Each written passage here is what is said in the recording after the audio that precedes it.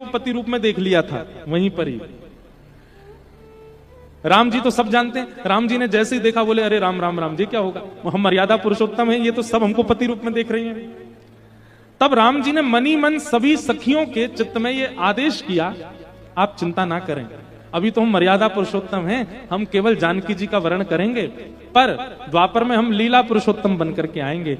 और हम वचन देते हैं आप सब सखियां, सीता जी हमारी जो हैं यही जानकी जी ही किशोरी जी के रूप में आएंगी और इनकी सब सखियां गोपियों के रूप में आप आओगी, और आपके साथ साथ दंडकारण्य वन के संत भी सब गोपी बन करके आएंगे, और तब हम लीला पुरुषोत्तम कृष्ण रूप धारण करके आएंगे। और जो सुख श्री सीता जी को आज प्राप्त हो रहा है वो सुख हम आप सबको प्रदान करेंगे इसी तिथि को, शरद पूर्णिमा को।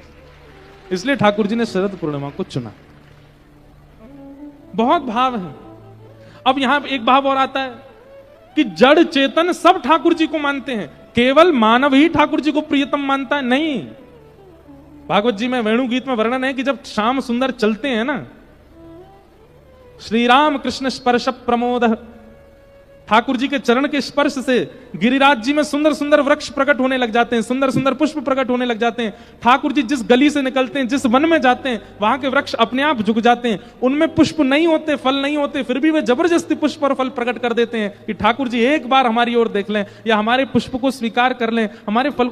कहने का मतलब जड़ भी ठाकुर जी से प्रेम करते हैं। वृंदावन में रास विहार करने वाली असंख्य गोपियां, ये सब वेद की ऋचाएं हैं, ये सब संत हैं, ये सब ऋषि हैं, ये सब दंडकारण्य वन के जड़ वृक्ष भी हैं, सब गोपी बन के आए हैं ठाकुर जी को प्राप्त करने के लिए। रास की चर्चा बड़ी अद्भुत है। भगवान ने सब गोपियों को आश्वासन दिया कि हम शरद पूर्णिमा को रास करेंगे, और आज जैसे ही पूर्णिमा का चंद्रमा प्रकट हुआ आकाश में, और आज पूर्णिमा ही है, पूर्णिमा है ना, आज पूर्णिमा है, ले अपने आप ही आ गई पूर्णिमा। पर आप सब गोपियों की नहीं, जे नहीं पता पूर्णिमा तो है आज। जैसे ही चंद्रमा प्रकट हुए सब गोपियां व्याकुल हो गईं। अरे ये तो वही तिथि है जिस तिथि में कन्हैया ने मिलने का आश्वासन दिया था। सब गोपियां अपने अपने कार्य कर रही हैं, पर मन सबका चंद्रमा की ओर है, और सब प्रतीक्षा कर रही हैं कि एक बार और श्याम सुंदर कैसे भी करके हमें अपने पास बुला लें। इतने में ही ठाकुर जी वन में गए और कदम वृक्ष के नीचे बैठ करके जैसे ही वेणु का नाद किया। देखो एक बात सुनिएगा, वंशी, मुरली और वेणु, इनमें वंशी कौन है, मुरली कौन है और वेणु कौन है? ध्यान से सुनिएगा बहुत। वाद्य एक ही है, लेकिन वाद्य का प्रयोग जिसको बुलाने के लिए किया जाता है उसका रूप बदल जाता है, वंशी हो जाता है, वेणु हो जाता है या मुरली हो जाता है। जैसे ठाकुर जी को अगर किसी को अपना बनाना होता है, जैसे कोई ठाकुर जी को जानता नहीं है, ठाकुर जी को देखा नहीं है, लेकिन ठाकुर जी चाहते हैं कि ये कैसे करके मेरो है जाए, उसके लिए ठाकुर जी मुरली बजाते हैं। जैसे किसके लिए बजाई? रसखान। रसखान को क्या मतलब, उसका कुल खानदान परिवार दूर दूर तक ठाकुर जी से कोई संबंध नहीं, लेकिन ठाकुर जी ने उसके लिए मुरली बजाई। जो रसखान दूसरे समाज के, जिनके कुल खानदान में दूर दूर तक ठाकुर जी की कोई चर्चा नहीं, उनको वृंदावन में बसा दिया ठाकुर जी ने। क्यों? उनको मुरली सुनाई दी। जो मनोहर रूप धारण करके हमारे मन का हरण करे वो मुरली। ताज बेगम, उनको ठाकुर जी ने मुरली सुनाई। हमारे मदन मोहन जी के परम भक्त श्री काले खां, उनको ठाकुर जी ने मुरली सुनाई। जिनका दूर दूर तक कोई संबंध नहीं ठाकुर जी से, जिनके कुल खानदान में कोई ठाकुर जी का भक्त नहीं, प्रहलाद, उनके लिए ठाकुर जी ने मुरली बजाई। मुरली का मतलब धुन नहीं है, ठाकुर जी की छवि, ठाकुर जी का अनुभव जिस रूप में होता है उसी को मुरली, वेणु और वंशी कहते हैं। अब यहां बैठे इतने लोग हैं, मेरे द्वारा सुनाई गई कथा को आप किस रूप में सुन रहे हो, उससे अनुमान लगेगा कि आप मुरली सुन रहे हो, वंशी सुन रहे हो कि वेणी सुन रहे हो। मेरे द्वारा कही गई कथा आपको कैसी सुनाई दे रही है? कृष्ण नाम के एक देवता हैं, उन्होंने गोपियों के संग रास विहार किया था, वृंदावन में जन्मे थे, कंस को मारने के लिए आए थे। केवल एक सामान्य बाह्य परकोटि की बातें आपको समझ आ रही हैं, तो इसका मतलब आप वंशी सुन रहे हो। क्योंकि विषय अभी बहुत दूर तक हमको जाना है, इसलिए हम क्रम ज्यादा विस्तार नहीं कर रहे हैं। रस से रास तक की पूरी भूमिका रास पंच अध्याय। और इन पंच अध्यायों में जो जो गोपियों के साथ लीला हो रही है, वो लीला एक प्रेमी भक्त के साथ हो तो ही वो रास तक पहुंचेगा। अब इनमें क्या पूरा रास देखोगे ना आप, संयोग वियोग, संयोग वियोग, संयोग वियोग। सबसे पहले कहां से प्रारंभ हुआ? वियोग। आज शरद पूर्णिमा है, ठाकुर जी मिलेंगे, तभी वेणु का रव सुनाई दिया, संयोग। वेणु का रव होते ही और संयोग हो गया, ठाकुर जी के समीप पहुंच गए। लेकिन तुरंत ठाकुर जी क्या करने लगे? पतिव्रता नारी का धर्म समझा करके वापस लौटाने लगे, वियोग। फिर गोपियों ने प्रणय गीत गाया, वह अति वियोग। फिर उसके बाद क्या हुआ? ठाकुर जी मिल गए, रास करने लगे, संयोग। पर संयोग के बाद फिर मान आया, फिर वियोग। और फिर वियोग के बाद गोपी गीत गाया, अति वियोग। और अति वियोग के बाद आया फिर संयोग। तो संयोग वियोग, संयोग वियोग, संयोग वियोग, ये चलता रहेगा। तभी आप समझो कि आप प्रेमी भक्त हो। आप केवल भक्त हो तो आपके जीवन में केवल संयोग रहेगा, वियोग नहीं आएगा। लेकिन आप अगर प्रेमी भक्त हो तो वियोग तो आएगा, और बार बार आएगा। जैसे प्यासे को एक एक बूंद पानी पिलाया जा रहा हो, ऐसा है प्रेम भक्ति का मार्ग। एक एक बूंद, पर वह एक बूंद भी ब्रह्मा के सुख को फीका कर देती है, इतना सुख है। इसलिए प्रेम भाव में प्रवेश या तो मिलेगा नहीं, मिल गया तो निकल नहीं पाओगे। अब ठाकुर जी ने अति संयोग दिया, जितनी गोपियां उतने कृष्ण बन गए। और पहले तो रास हुआ था, एक कृष्ण असंख्य गोपियां रास, लेकिन जितनी गोपी उतने कृष्ण, ये है महारास। अब ठाकुर जी महारास करने लगे। चंद्र किरण सा श्याम सलोना, दो आंखें कजरारी। चंद्र किरण सा श्याम सलोना, दो आंखें कजरारी। ठुमक ठुमक नाचे गोपियन के संग, जग का पालन हारी।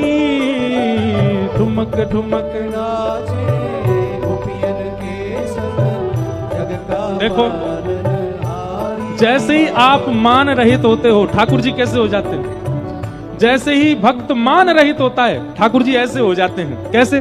ठुमक ठुमक नाचे गोपियन के संग, जग का पालन हारी। ठुमक ठुमक नाचे गोपियन के संग, जग का पालन हारी। रास बिहारी संग राधा सुकुमारी। रास बिहारी, रास बिहारी संग राधा सुकुमारी। रास बिहारी संग राधा, हाँ ब्रज में विराज रे, श्याम संग राधा नाचे रे। ओ श्याम संग राधा नाचे रे। श्याम संग राधा नाचे। गाइए। ओ राधा नाचे, कृष्ण नाचे, नाचे गोपी जन। राधा नाचे, कृष्ण नाचे, नाचे गोपी जन। हे राधा नाचे, कृष्ण नाचे, नाचे गोपी जन।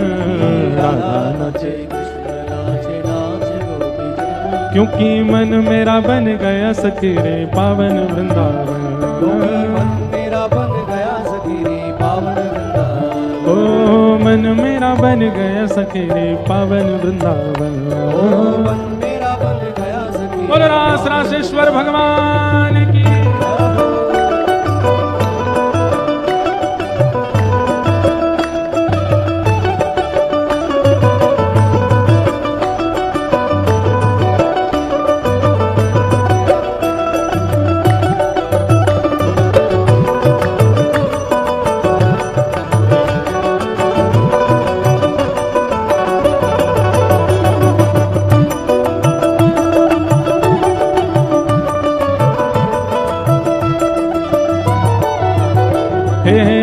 वंशी वट पे यमुना तट पे, कान्हा रास रचावे। वंशी वट पे यमुना तट पे, कान्हा रास रचावे। ओ बन के शंकर आए, गोपेश्वर कहलाए। गोपी बन के शंकर आए, गोपेश्वर कहलाए। बोल गोपेश्वर महादेव की। गोपी बन के शंकर आए, गोपेश्वर कहलाए। गोपी बन के शंकर आए, गोपेश्वर कहलाए। ओ डम डम डमरू बाजे कान्हा की मुरली पे, डम डम डम डम डमरू बाजे कान्हा की मुरली पे, डम डम। ओ जग सारा नाचे रे, श्याम संग राधा नाचे रे। ओ श्याम संग राधा नाचे रे।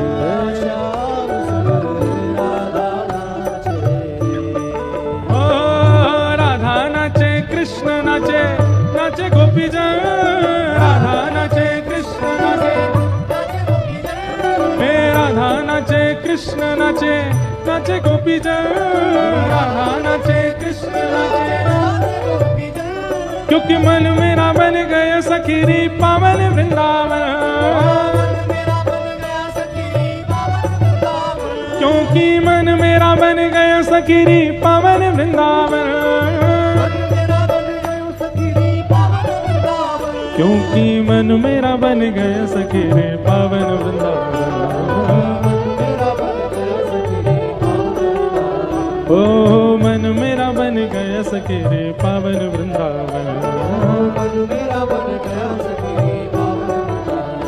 ओ गोकुल में देखो, वृंदावन में देखो रे, गोकुल में गोकुल में देखो, वृंदावन में देखो रे, गोकुल में देखो। हे गोकुल में देखो, वृंदावन में देखो।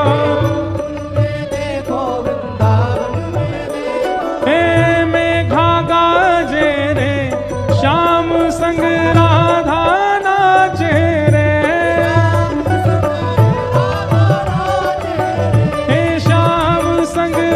राधा नाचे रे, हे कृष्ण संग श्यामा नाचे रे।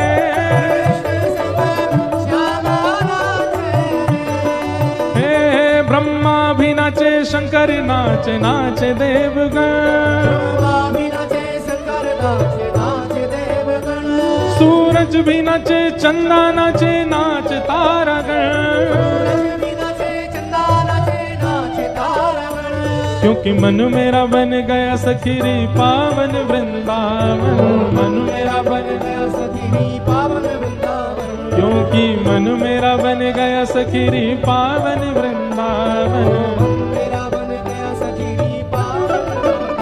हे राधा नाचे, कृष्ण नाचे, नाचे गोपी जन। राधा नाचे, हे राधा नाचे, कृष्ण नाचे, नाचे गोपी जन। राधा नाचे, कृष्ण नाचे, नाचे गोपी जन। क्योंकि मन मेरा बन गया सखीरी पावन वृंदावन। मन मेरा बन गया सखीरी पावन वृंदावन। मन मेरा बन गया सखीरी पावन वृंदावन। मन मेरा बन गया सखीरी पावन वृंदावन। हे ब्रह्मा भी नाचे, शंकर नाचे, नाचे देवगण। यमुना भी नाचे, गंगा नाचे, नाचे नदी गण। यहाँ ऋषि भी नाचे, मुनि भी नाचे, नाचे संत जन।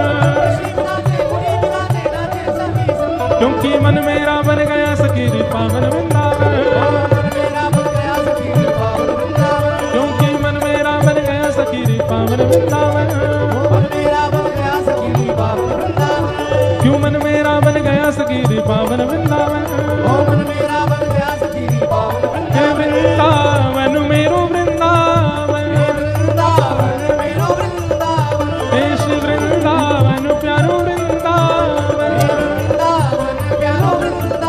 हे श्री वृंदावन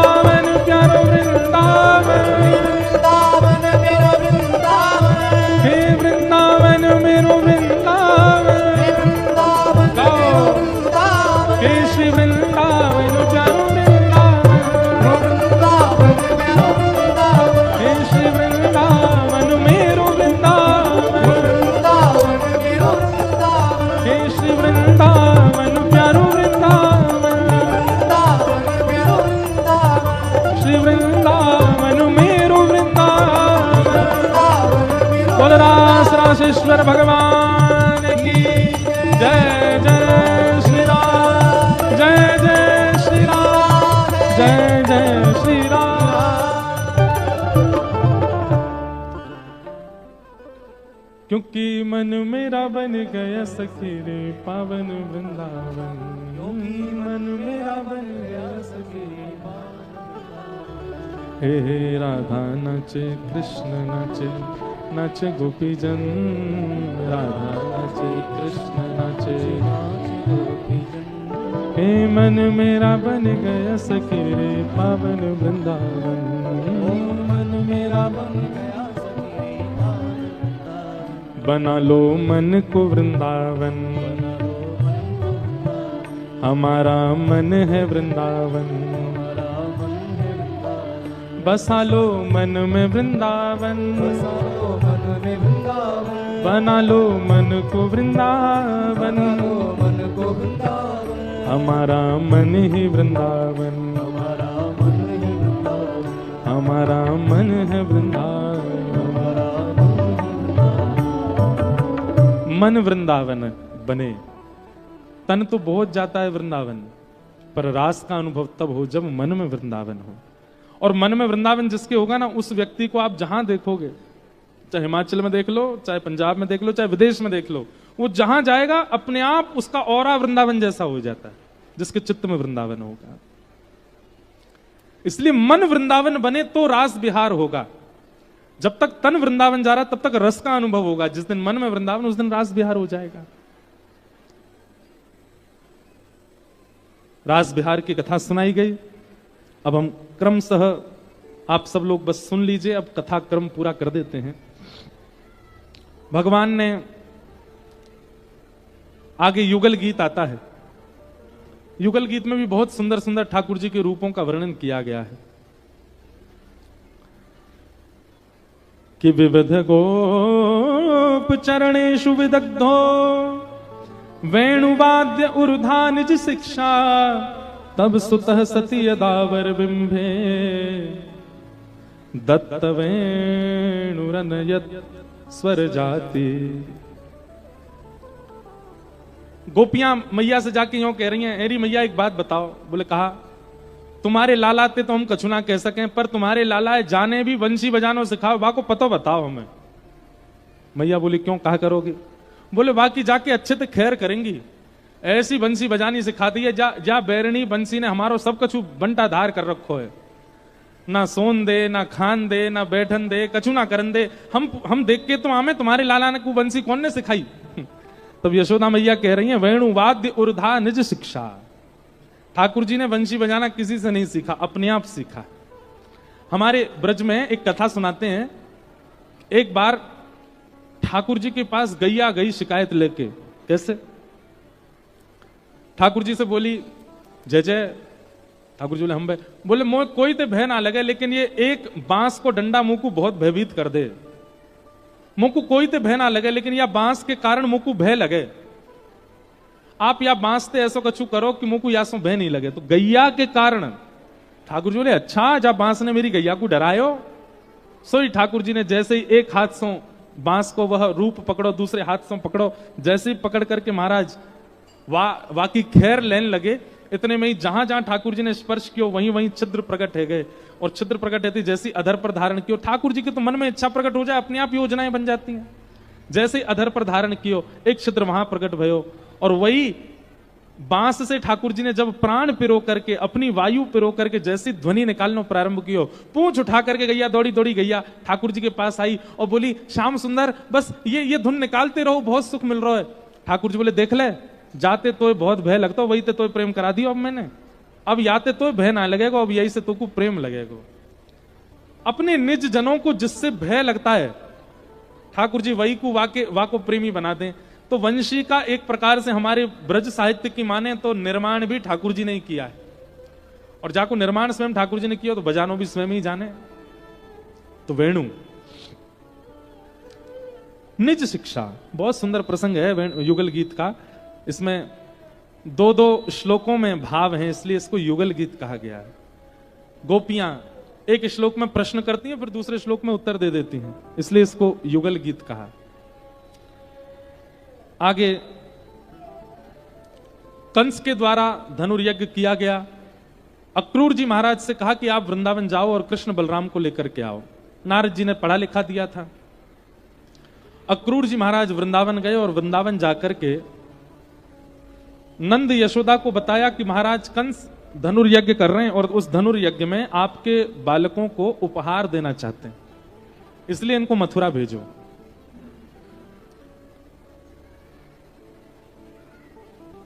भगवान मचल गए मथुरा जाने के लिए, क्योंकि यही एक उपाय है मथुरा जाने का, और तो जा नहीं सकते। ब्रजवासी अगर कह दें कि ठाकुर जी वृंदावन छोड़ना नहीं, तो ठाकुर जी जाएंगे नहीं। लेकिन ठाकुर जी ने ऐसी जिद करी, थोड़ी मचल गए, तो मैया भी मान गई। ठीक है लाला, परसों आ जाइए। बोले हाँ मैं आ जाऊंगा। और श्री ठाकुर जी मथुरा प्रस्थान कर गए। ब्रजवासी सब बाट निहारते रहे, देखते रहे, ठाकुर जी लौट करके नहीं आए। मथुरा जाकर के भगवान ने कुबलिया पीड़ हाथी का उद्धार किया, कुब्जा का उद्धार किया, दर्जी का उद्धार किया, धोबी का उद्धार किया, अनेक माली का उद्धार किया। सबकी कथाएं बताई गई। रणभूमि में प्रवेश करने से पूर्व ठाकुर जी ने धनुष भंजन किया। महादेव के द्वारा एक धनुष प्रदत्त था कंस को, और कंस ने कहा था कि इस धनुष को जो तोड़ेगा वही तुमको मारेगा। भगवान ने जाकर के उस धनुष को तोड़ दिया। धनुष क्या है बंधुओं? अभिमान। जब तक ये बचा हुआ है तब तुमको लगेगा कि तुमको कोई हरा नहीं सकता, लेकिन जिस दिन तुम्हारा मान तोड़ने वाला आ जाएगा उसी दिन तुम्हारा नाश प्रारंभ है। जिसकी क्रिया से, जिसकी उपस्थिति से, जिसके वचनों से आपका मान टूटने लग जाए, समझ जाना वही उद्धार करेगा आपका, नेगेटिव वे में भी पॉजिटिव वे में भी। किसी संत की वाणी सुनकर के आपका मान टूटने लग जाए तो भी समझ जाना यही उद्धार करेंगे हमारा, इन्होंने हमारा मान तोड़ दिया। और पॉजिटिव वे में, नेगेटिव वे में अगर कोई संत नहीं है, कोई व्यक्ति आपसे ज्यादा श्रेष्ठ बन के आपका मान तोड़े, तो समझना वही आपको, आपके मान के कारण आपको, आपका उद्धार करेगा।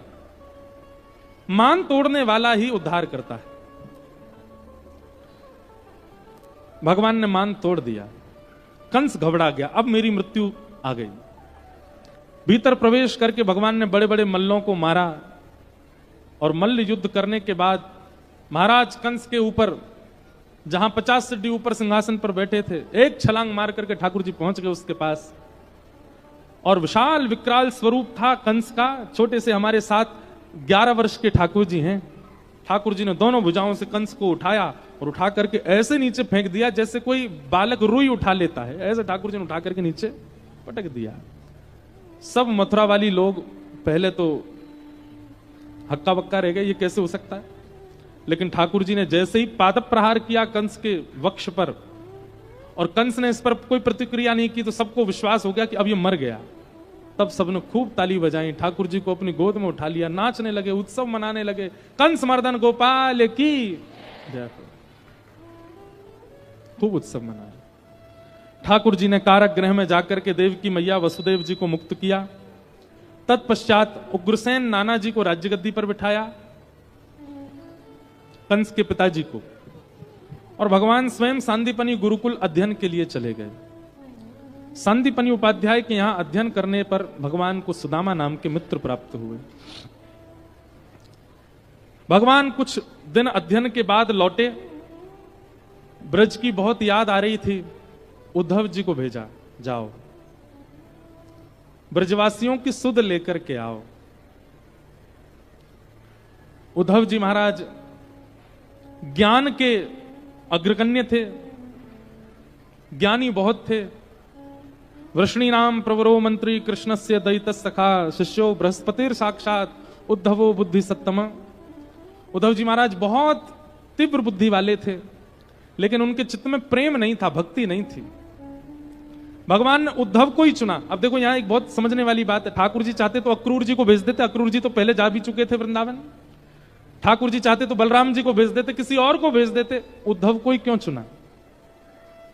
क्योंकि उद्धव के पास ज्ञान की जड़ता है, और जड़ को चैतन्य प्रेम बनाता है। भगवान चाहते हैं कि द्वारिका लीला में मुझे किसी ना किसी रूप में ब्रज का दर्शन हो।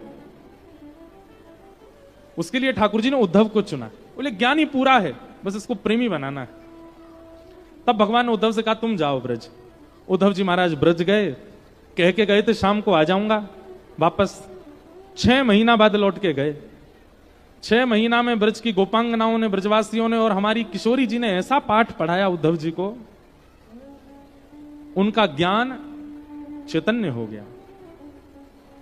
उद्धव जी लौट करके आए, उनकी स्थिति देख करके ठाकुर जी अति प्रसन्न हो गए, हृदय से लगा लिया और कहा अब द्वारिका लीला में मुझे सुख मिलेगा। जब भी वृंदावन की याद आएगी मैं उद्धव को देख लूंगा तो लगेगा चलता फिरता ब्रज मेरे साथ चल रहा है। मतलब उद्धव के तन को वृंदावन भेज के उद्धव के मन में वृंदावन को बुला लिया ठाकुर जी ने। अब जब भी ठाकुर जी को एकांत बैठना होता है ना द्वारिका में, उद्धव का हाथ पकड़ते हैं, अकेले में ले जाते हैं समुद्र के तट पर, अटारी पर, कहीं छत पर, कहीं एकांत में, फिर उद्धव के साथ बैठे रहते हैं।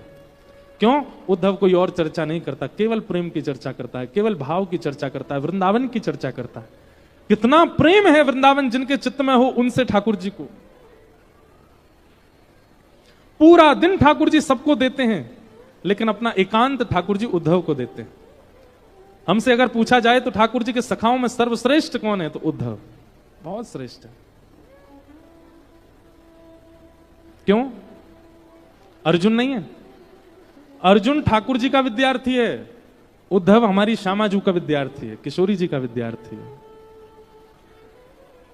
अर्जुन के ज्ञान में निपुणता दिखती है। अर्जनात अर्जुन, जो अर्जन करना जानता है उसको अर्जुन कहते हैं। लेकिन उद्धव के प्रेम में कोई ज्ञान की परत नहीं है, कोई वैराग्य की परत नहीं है, स्वच्छंद प्रेम है उद्धव का। अद्भुत है उद्धव कृष्ण संवाद, उद्धव गोपी संवाद, सबको हम प्रणाम करते हैं। जरासंध ने मथुरा पर चढ़ाई कर दी, भगवान ने 17 बार हरा दिया, 18वीं बार ब्राह्मणों की अनुष्ठान करवा करके आया। ब्राह्मणों के कारण ठाकुर जी रण छोड़ करके भागे, क्योंकि ब्राह्मण अनुष्ठान में बैठे हैं। और जरासंध ने ब्राह्मणों से कहा अगर मैं इस बार हार गया कृष्ण से तो आप सबके सर धड़ से अलग करवा दूंगा। ब्राह्मणों की रक्षार्थ ठाकुर जी ने विचार किया कि अब रण से भागना ही उचित है। भगवान ने विश्वकर्मा को आज्ञा की और एक नई नगरी का निर्माण किया जिसका नाम है द्वारिका।